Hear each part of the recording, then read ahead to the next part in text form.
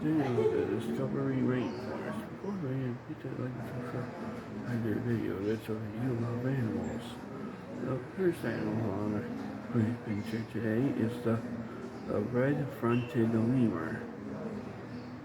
The red-fronted lemur scientific name is lemur inferiorans. Males and females of the same species of lemur exhibit color variations known as diffeomorphisms. The males are generally more brightly colored around their head. They are known as Varenica on the island of Madagascar. Are capable of leaping huge distance. This species often literally leaps from tree to tree to find fresh fruit.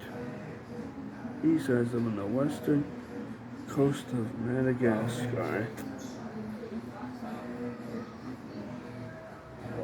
These guys can get up to 24 earths long. Both males and females are the same size. They can weigh between 4 to 6 pounds. Lifespan is 25 years. Their habitat is dry lowland forest. They like to eat fruit and leaves.